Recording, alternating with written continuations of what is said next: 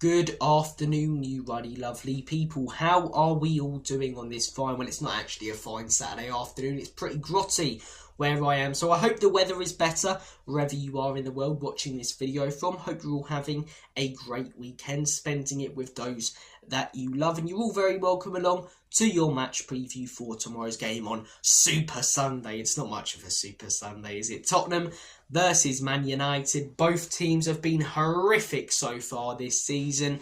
A complete and utter mid-off, as the people from my generation would call it. Yeah, I'm not particularly excited about this one. I don't think many people are particularly excited about this one.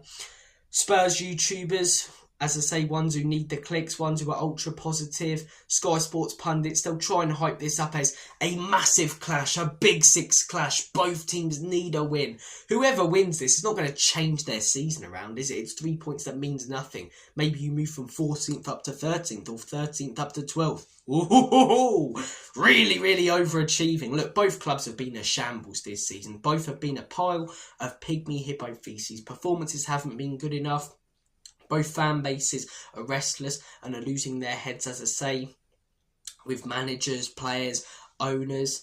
Yeah, Tottenham versus Man United a few years ago when we had Pochettino, even a couple of years ago, was a big game. This just feels like a mid-table clash. Newcastle versus Manchester City at 3 o'clock this Saturday is a far bigger game. And the fact that isn't televised over this because it's Tottenham and Man United is pathetic, really. The teams like Bournemouth, Newcastle deserve to be televised more because they're higher up in the table. But we get televised because we're Tottenham. It's not a big game. It means nothing. There's nothing really riding on it. Whoever loses, it's just more embarrassing. Whoever wins, the fans can be happy for a day. But it's not going to change the situation at either football club. Having said that, we do actually have a chance of winning this game. We are at home, and whenever the pressure's really put on this manager, really put on this football club, fans start taking action, protests start going on, people start calling for Ange out, we pull a magical result out of the hat. He has a habit of doing it, Ange. He's lost, poor games like the Ipswich one. People started losing their heads, including me. The game after, we go and beat Man City 4-0, whilst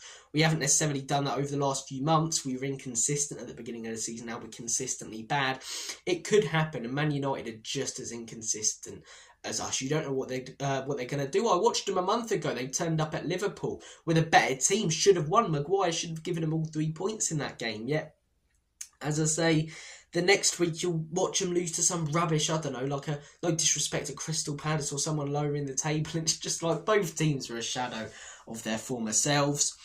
Are Man United on the decline, though? They were bad when Ten Hag was there. I think this is almost like a pre-season type thing for Amorim now, because he's come in midway through a season. It's his first season. He's come in midway through, trying to, judge his squad, see who works, see who doesn't. I think Amorim should be judged in his second season, like most managers should be, if they're given the right tools and backing. Ours has been, in my opinion, he's had 300 million, whilst it's not as much as I want, and the owners are the biggest problem with this football club. He's been back more than managers previous to him, and he's done a far worse job, yet many still back him for some reason. Each to their own, but for me, he's got to go. The results and performances have been pathetic for a long time, and we have a lot better than what we're getting out there right now. The reason we're not first, second, third, fourth, fifth, winning trophies, that's down to the owners, but the reason we're 14th, that is down to Ange Postecoglou and his mismanagement. Amorim, I think, just needs a bit of time. If we're sat here midway through next season, Man United are in a similar position, then deservedly so, he should be criticised. But you're coming into a club like Man United, where there's even more riding on that Manchester United manager's job. It's the hardest, managerial job, I think,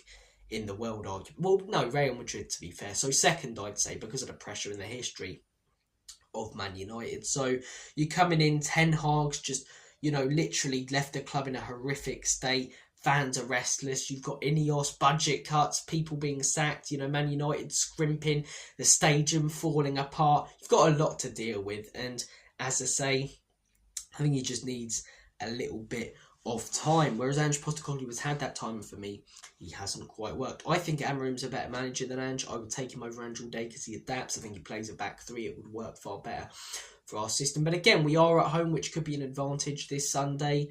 We've been very poor recently, which in my head could be an advantage, considering whenever things have been at the lowest, it looks like he's a game away from getting sacked. He pulls a rabbit out of the hat. So I wouldn't be surprised if we win this game. I wouldn't be surprised if we lose this game. It's so hard to do score predictions on Spurs right now because I just genuinely don't know. Are we going to lose heavily? Are we going to win heavily? We could win this game 4-0, lose it 4-0, draw 4-4, or draw 0-0. I just genuinely don't know what to expect. If I was forced to make a score prediction, I would say 2-2. If I'd have to choose a winner, I would say us because we're at home. Things haven't been going well at all recently. A lot of pressure, which is why I think we might step up for a game and then it all goes tits up the week after again. Yeah, in terms of the lineup, we're hearing that a few players could be back. Van der Ven, maybe a few more weeks for him. We're hearing Romero, a few more weeks. But we're hearing about a couple of players that could be back. So in terms of the starting lineup, I expect to see a back four. I don't think he'll play a back three. He's done it for one game and still played high up and inverted the fullbacks and without a number 6, which was crazy to me. So, look, I think he'll play a back four. I think Archie Gray will start as centre-back for me.